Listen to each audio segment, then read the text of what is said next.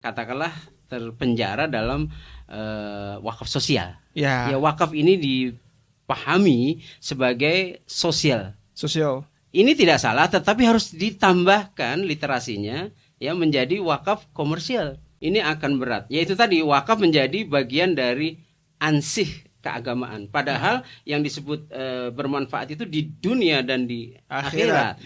Dalam mengelolanya kita nggak usah perlu minta laporan. Nazir itu langsung otomatis melaporkan. Melaporkan berapa yang dia fundraisingkan, dia kelola atau dia produktifkan, dan yang terakhir berapa yang didistribusikan manfaatnya.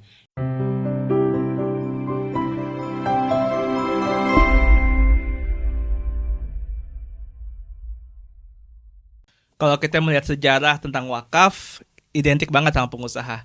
Coba kita lihat wakaf di sumur Utsman bin Affan. Utsman bin Affan seorang pengusaha. Abu Umar bin Khattab, beliau juga seorang pengusaha. Artinya wakaf ini nggak jauh-jauh dari karakteristik seorang pengusaha atau pebisnis. Maka wakaf dan bisnis ini saling berkaitan. Nah, kita akan ngebedah nih, bagaimana kemudian wakaf ini bisa bermindset seperti pola pikir pebisnis. Dan bersama saya sudah ada Pak Iman Nur Aziz. Assalamualaikum Pak Imam. Waalaikumsalam. Beliau adalah founder dari Wakafpreneur. Ya. Pak Imam, kita akan bicara soal wakaf. Yang biasanya orang mengkategorisasi wakaf itu nggak jauh-jauh dari makam, musola, madrasah, gitu-itu aja. Betul. Aset-aset yang sifatnya itu kadangkala bahkan nggak produktif ya, gitu. Betul. Makam atau tanah-tanah yang kadangkala diabaikan aja gitu, nggak ada produktivitasnya. Nah, Pak Imam ini memandang wakaf itu harus seperti apa sih, Pak? Ya, wakaf seharusnya ya dikembalikan ke seperti awalnya, yang selalu kita ingat di dalam hadis itu kan, yang idza mata ibnu adam in qata'a illa min salas. Ya, ini shadaqatun jariyah itu para ulama mufassirin sebetulnya itu sudah memberikan tafsir yang cukup jelas ya, bahwa yang disebut shadaqatun jariyah ini adalah al-istismar. Al-istismar adalah sebetulnya adalah financing, adalah investment sebetulnya. Jadi sejak awal tanpa perlu mengatakan wakaf produktif, seharusnya wakaf ya memang produktif. Harus produktif ya. Yang tadi antum contohkan adalah misalnya wakaf sumur Utsman. Itu tidak hanya produktif karena menyelesaikan persoalan yang ada di Madinah, tetapi juga inovatif ya, dan juga bermakna sustainable sampai sekarang kan begitu. Sebagaimana juga yang hadis Umar radhiyallahu an menerima kebun Khaybar. Ya, berarti memang sejak awal seharusnya kita kembali ke as-shalah atau keasliannya. Wakaf kan di situ di dalam hadisnya Umar itu tahanlah kan pokoknya atau sedekahkan hasilnya, kata Rasulullah begitu. Jadi kita sebetulnya harus kembali kepada bagaimana mindset produktif itu. Kalau tidak ada produktif ya sebetulnya tidak esensi wakafnya tidak tercapai, karena kita memandang wakaf ini pada dasarnya adalah menyalurkan atau mendistribusikan manfaat dari wakif kepada mauquf alaihi. Ya, nah, yang dibagikan kan hasilnya. Ya. Nah, bagaimana ada hasilnya kalau tidak ada produktivitas? Nah, disinilah kita perlu kembali ke situ, Mas. Berarti sebenarnya tanpa harus dinamakan wakaf produktif, wakaf itu basicnya memang harus produktif ya, Pak ya? Yes, itulah kenapa harusnya 3M yang saya beberapa kali sampaikan, tulis juga. 3M-nya ini adalah seperti money make money. Oh, money make money. Yes, 3M juga. Iya, gitu. 3M juga ya. Nah, disitulah ada Undang-Undang Wakaf Nomor 41 tahun 2004 yang disebut wakaf uang. Ya, wakaf nukut atau cash wakaf. Dan ini berarti harus memproduktifkan uang ke dalam instrumen keuangan juga, financing kita. Nah, disinilah ketika bicara financing berarti bicara tadi investment, bicara infrastructure, bicara ekonomi. Nah, kemudian di hadis itu kan au ilmu yuntafa'u bih. Kalau tidak bisa sedekahun jariyah atau investment atau tadi yang nanti di financial Islamic itu kan ekonomi ya bahasanya luas sekali. Tadi infrastruktur, kita bicara software, education, ilmu yuntafa'u bih. Nah, ini adalah hardware dan software, ya education, keilmuan, dan tentunya yang bermanfaat.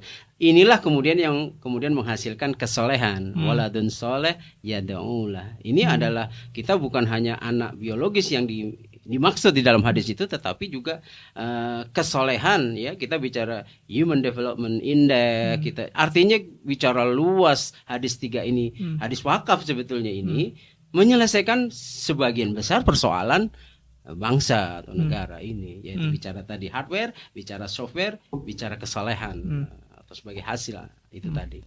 Itu sebetulnya itu kalau tidak bisa produktif tidak akan tercapai ini, gitu. Infrastruktur ekonomi, kemudian education, kemudian kesehatan atau Human Development Index ini, kesalahan ini.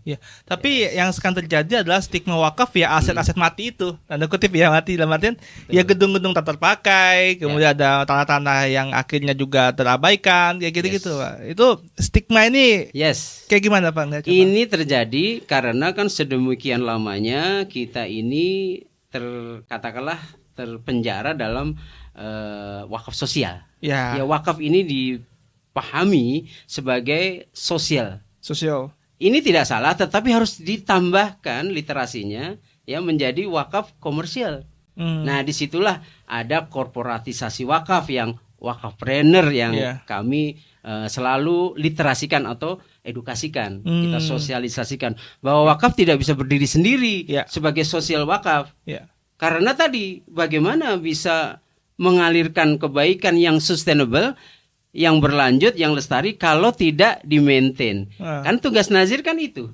Bagaimana menjaga aset itu supaya terus, ya, supaya aman, kemudian setelah menjaga memproduktifkan. Nah, baru setelah produktif menghasilkan added value atau nilai tambah, hasilnya mendistribusikan kepada beneficiaries atau mawquf alaih. Kalau itu tidak terjadi wakaf. Itu yang maknanya berarti kalau wakaf berdiri sendiri akan sulit. Ya, makanya harus mengajak entrepreneur atau pengusaha yang mereka lah yang mengerti tentang bagaimana value creation, bagaimana menambah nilai-nilai dalam berekonomi. Ya kan? Tapi yang sering terjadi narasi di masjid, ya Pak, ya, sering banget nih, waktu apalagi pas Ramadan, ya, saya sering banget pas datang ke masjid itu pasti narasinya adalah wakaf. Tapi wakafnya adalah untuk pembangunan masjid. Jadi kan seperti itu. Artinya bahwa yang ada di stigma masyarakat akhirnya ke situ semua, Pak. Wakaf itu ya buat masjid, wakaf itu ya buat bangun pesantren, ya kan? Dan sebagainya. Nah, ini yang kedua, selain literasi maka harus ada aspek inovasi, Mas. Nah, inovasi inilah, coba bayangkan 1400 tahun yang lalu bagaimana Rasulullah dan ketika hijrah menghadapi persoalan minuman, air, ya, ketika saat itu. Kemudian beliau menantang dalam tanda petik siapa yang bisa menyelesaikan persoalan di Madinah tentang air ini. Maka Utsman, coba kita bayangkan sebagai seorang pengusaha kreatif sekali, dia kemudian menawar kepada Yahudi yang memiliki itu. Dan bingung Yahudinya, bagaimana saya bisa membeli atau menjual. Nah, kemudian setengahnya kan, ya udah pada hari tertentu kamu boleh menjual, pada hari yang lainnya saya yang menjual. Nah, ketika itulah wakaf terjadi. Beliau Utsman radhiyallahu anhu mewakafkan misalnya pada 1 sampai hari ketiga, kemudian digratiskan itu, dibagikan. Nah, ketika hari keempat berikutnya, kelima, keenam, ketujuh, si Yahudi tidak bisa lagi menjual. Artinya dia kemudian dengan inovasi ini, coba kita bayangkan, kemudian terjadilah akuisisi 100%, tidak hanya 50% tadi. Nah, asetnya menjadi wakaf. Nah, belum yang kebun kurma tadi juga Umar radhiyallahu anhu dalam hadis itu. Disitulah Rasulullah kemudian menyuruh kepada Umar radhiyallahu anhu, wakafkanlah dan bagikanlah, ya, hasilnya, sedekahkanlah. Nah, kepada siapa? Di situ kan lahir wakaf produktif itu, yang juga mauquf alainya ternyata boleh untuk si keluarga, wakaf ahli atau wakaf zuri, selain kepada masyarakat sekitar, kerabatmu, dan juga pengelola, dengan tidak untuk memperkaya diri dan sebagainya di kelanjutan hadis itu kan. Nah, dari situlah lahir wakaf ini bisa untuk wakaf zuri atau wakaf ahli, wakaf untuk kerabat manfaatnya atau mauquf alai, kemudian juga masyarakat sekitar yang fleksibel tentunya. Ya tidak hanya 8 asnaf itu, gharim, fakir, miskin, tetapi juga kepada bahkan dulu wakaf tidak hanya kepada muslim tapi non muslim, bahkan kepada hewan. Tidak hanya manusia gitu. Nah, dari sinilah wakaf mustarak, kombinasi antara wakaf khairi, wakaf untuk kebaikan publik, dan wakaf ahli. Dari situlah yang terjadi menjadi wakaf produktif. Oke. Nah, ini yang menarik, Pak. Kalau kita bicara wakaf itu adalah narasi agama yang kita tahu sebagai terminologi agama lah. Kemudian kemudian wakaf ini sekarang diupayakan dan memang kewajibannya adalah untuk produktif kan. Yang mana mekanisme yang bisa memproduktifkan adalah bisnis. Ya kan? Betul. Nah, yang jadi mungkin akan jadi stigma adalah kok jadi jual agama sih? Karena kan narasi-narasi yang itu kita mau mau produktif, mau bikin sebuah bisnis, tapi pakai narasi wakaf. Ini seakan-akan kan kayak jual agama nggak sih ini? Gitu nggak, Pak? Ya, justru karena kita ini dalam tanda petik terlalu mendekati wakaf dari sisi sosial, jadi pendekatan dari menurut saya pendekatan agamisnya terlalu banyak. Jadi kita perlu mengkontekstualisasi persoalan di kita kan persoalan kemiskinan, persoalan kesehatan, misalnya persoalan. Nah, ini tidak hanya bisa diselesaikan dengan persoalan disuruh sabar, disuruh membangun masjid saja, ya kan? Nah, itu tadi bagaimana melibatkan menurut saya entrepreneur atau pengusaha yang dia ini bisa menjawab tantangan-tantangan di masyarakat. Ya, persoalan kesejahteraan itu menurut saya kalau tidak menyertakan katakanlah wirausaha, pebisnis, ini akan berat. Yaitu tadi wakaf menjadi bagian dari ansih keagamaan. Padahal yang disebut bermanfaat itu di dunia dan di akhirat. Nah, sekarang ini mohon maaf kebanyakan diarahkan ke akhirat saja. Ini yang tadi terjadi, bangun masjid, maka meskipun itu memang menyelesaikan untuk hal-hal beribadah, beribadah ansih, tapi yang namanya ibadah sosial kan banyak. Bagaimana anak-anak muda bisa berusaha dengan modal yang tidak riba misalnya. Nah, ini kan bisa dengan wakaf, ya, tidak langsung wakaf uangnya dimanfaatkan, tetapi diproduktifkan dengan instrumen keuangan.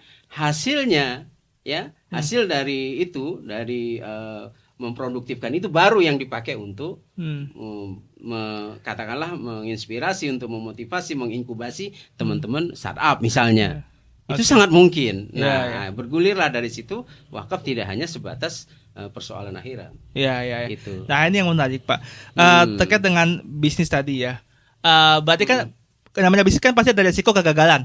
Betul. Ya kan? Betul. Nah, wakaf ini punya karakteristik tuh harus abadi. Betul. Pokoknya itu nggak boleh habis. Nah, bagaimana kemudian mengcombine ini? Di mana bisnis ini punya risiko gagal, sedangkan wakaf ini dia tuh harus abadi, nilainya harus bertambah. Itu gimana, Pak, mengcombine itu? Iya, disinilah perlunya pendekatan ekosistem. Ya, misalnya gotong royong, misalnya kalau dalam ekonomi hedging. Ya, perlunya menjamin keutuhan itu, sebagaimana di dalam bisnis biasa namanya risk management, ya, harus diukur risk appetite-nya kan. Nah, kalau kita menyertakan ekosistem, misalnya dari 10 usaha bisnis, maka yang 10 ini harus dicari yang benar-benar profit. Kemudian yang satu yang akan dicoba ini adalah yang wakaf, yang dia ditanggung oleh 10 yang sudah sukses ini. Seperti itu. Jadi dia seperti tanggung renteng gitu. Jadi yang menjamin bukan si wakaf sendiri dari sejak awal, tetapi sudah ada namanya portofolio kan. Dari portofolio yang ke-11 inilah yang dijamin oleh yang 10. Buat nge-backup itu membackup itu. Itu seperti ekosistem yang kita ciptakan. Nah, insya Allah yang saya bilang wakaf tidak bisa berdiri sendiri seperti itu. Karena wakaf adalah capex kalau dalam ekonomi kan. Capital expenditure. Sementara untuk menghasilkan itu kan perlu OPEX. Nah, disinilah bisa Islamic Social Finance yang lain, bisa zakat, infak, sedekah, ya kan, CSR, dana sosial, dan lain-lainnya. Jadi wakaf sendiri menurut saya tidak bisa berdiri sendiri. Makanya entrepreneur tetap bekerja sama dengan ekosistem yang mendukungnya, Oke.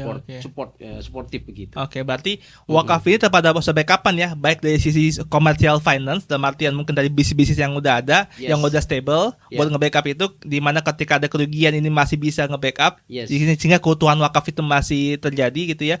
Kemudian dengan social finance juga, Islamic social finance tadi ya, zakat, infak itu juga bisa untuk nge-backup itu ya. Jadi, juga ada asuransi sebetulnya yang diwajibkan yang di dalam Undang-Undang Wakaf.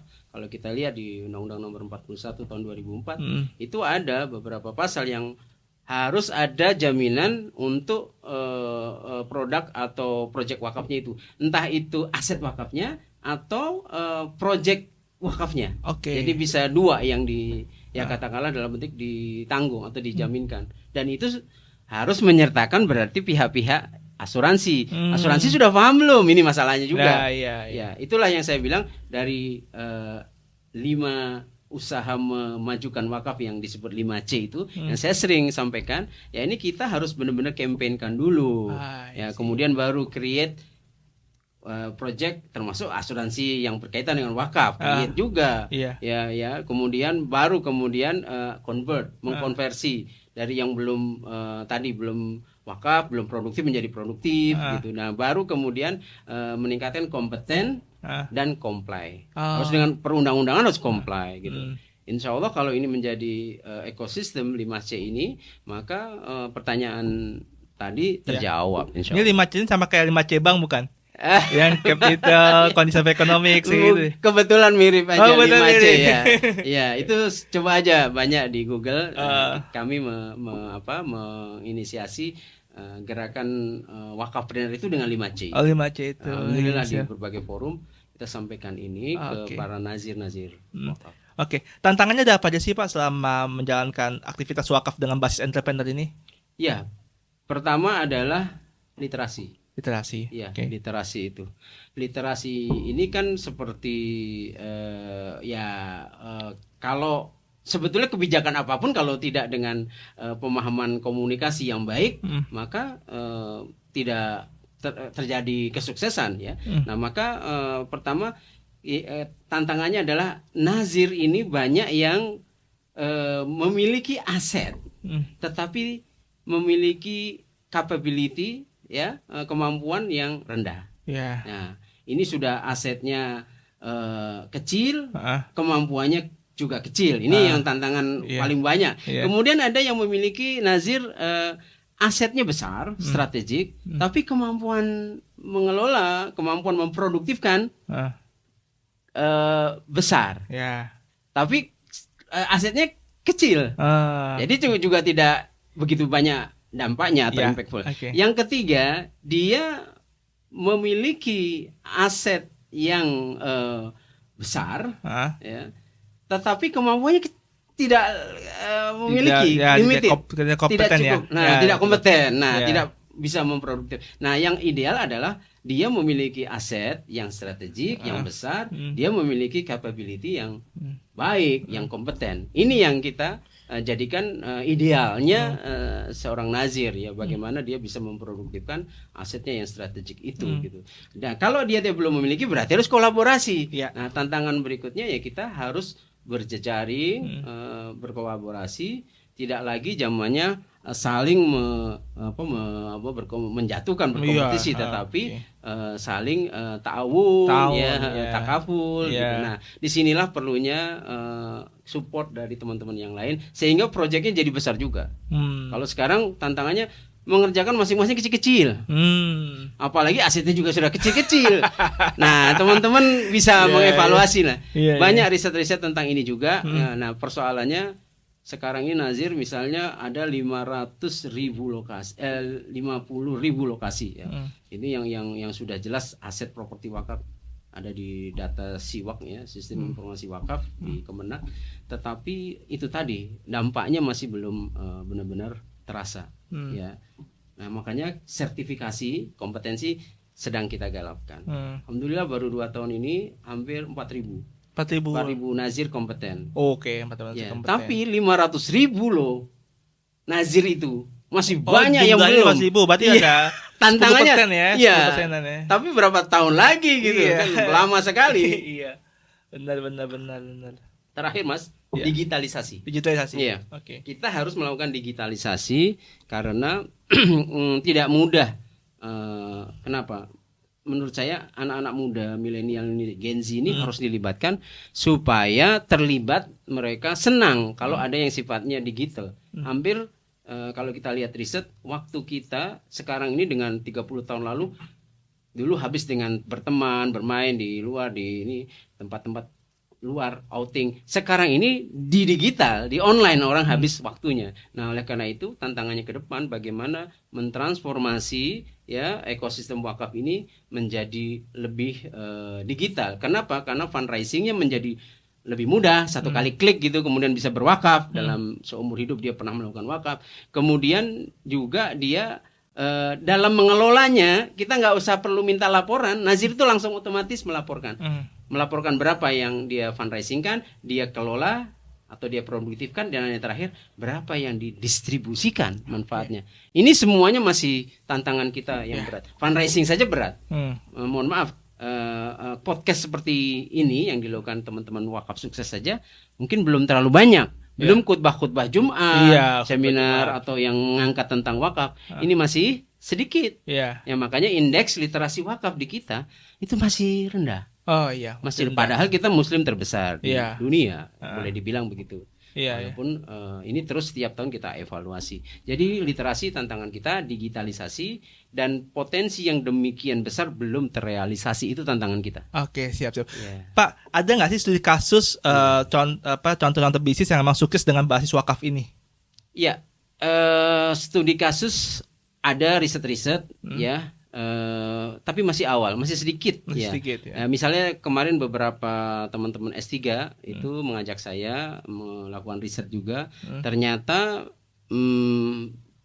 bahwa apa yang mendorong terjadinya teman-teman ini mendedikasikan dirinya terlibat dalam ekosistem wakaf seperti Nazir, itu ternyata adalah keluarga.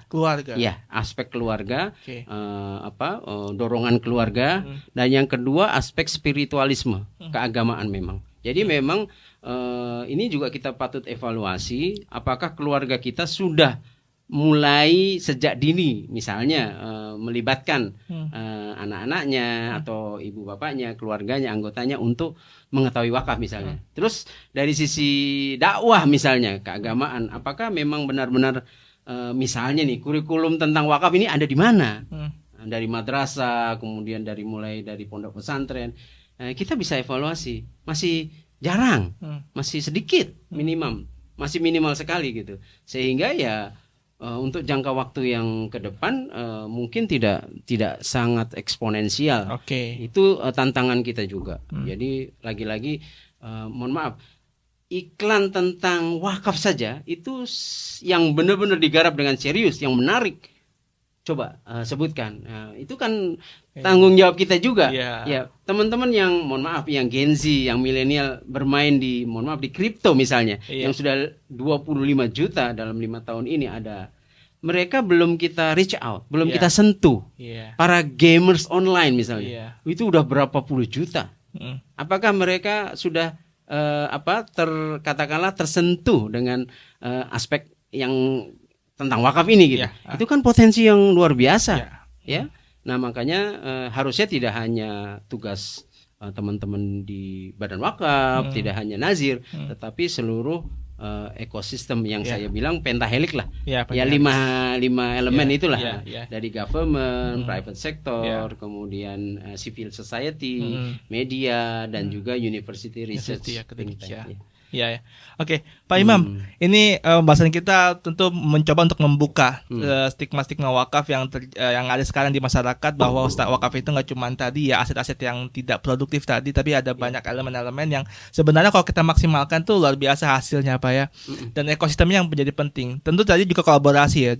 Saya juga mencoba untuk highlight itu ya, karena ketimbang para kreator mempromosikan lembaga keuangan ribawi gitu ya, atau bahkan judi online gitu, atau bahkan lembaga-lembaga yang lain gitu ya, yang memang tidak se-value dengan Islam.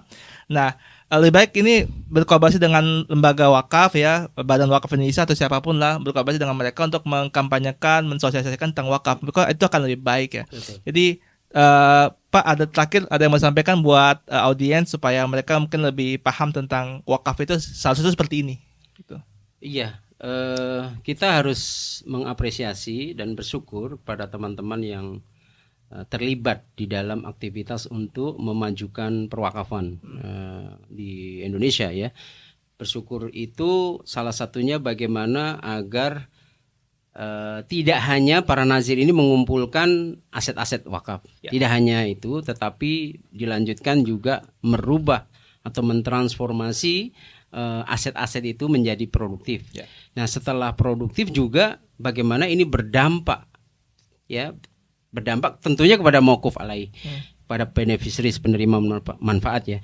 Tetapi tidak selesai itu saja, bagaimana para mauquf alaih ya yang fleksibel, yang banyak ya katakanlah tipenya dan objeknya ini juga kemudian menjadi wakif. Ya. Nah, disinilah kemudian kita harus melakukan satu transformasi ya, perubahan yang tadi yang 5C tadi salah satu yang kita ini dengan mendekatkan ekosistem entrepreneur, businessman ya, sehingga ada value creation ya, ada penambahan nilai dan ini tujuan yang menurut saya sekarang di para nazir harus benar-benar kita cari inovasi dan digitalisasi. Inovasinya di dalam varian produknya. Produknya kita ini kan wakaf ini kan ada yang wakaf bergerak ya, dan wakaf tidak bergerak dan juga ada yang berupa uang. Ya kan? Yang wakaf tidak bergerak itu kan banyak, termasuk saham, ya, emas, perak, handphone, mobil, sepeda dan sebagainya. Termasuk haki, ya, paten, hak kekayaan intelektual. Saham. Nah, ini kan masih belum banyak success story. Nah, maka success story inilah yang harus kita perbanyak sehingga mudah diduplikasi dan jangan sampai kita menyesal karena kita tahu bahwa kalau sudah kita meninggal belum sempat melakukan wakaf ya, maka kita termasuk yang menyesal. Dan kemudian ada ayat yang kita ingat, bargaining kepada Allah, kepada Sang Pencipta, ingin dikembalikan ke dunia hanya untuk berwakaf. Itu sudah tidak bisa lagi. Nah, inilah penyesalan ya yang kita tidak inginkan. Maka itu kita harus permudah nih bagaimana orang melakukan wakaf. Teman-teman dari literasi seperti ini kami mengapresiasi. Dan kebetulan saya diamanai dengan teman-teman Asosiasi Nazir Indonesia. Nah, kita harus memperbanyak model literasi seperti ini dan berjejaring tentunya dan kemudian memfasilitasi kreasi-kreasi wakaf ini. Itu mudah-mudahan itu bisa kita kita lakukan di pemerintahan yang baru juga. Siap. Kita tunggu nih pemerintahan yang baru. Semoga sangat suportif untuk memajukan industri keuangan Islam, termasuk di dalamnya adalah wakaf itu sendiri. Oke, teman-teman semua, itulah perbincangan kita terkait dengan wakaf dan bisnis ya. Bagaimana kemudian wakaf itu bisa produktif dan bisa, tujuan utamanya tentunya bermanfaat bagi umat dan kita bisa menggapai cita-cita Indonesia Emas 2045 insyaallah. Makasih banyak Pak Imam. Makasih banyak semuanya. Wassalamualaikum warahmatullahi wabarakatuh. Waalaikumsalam warahmatullahi wabarakatuh.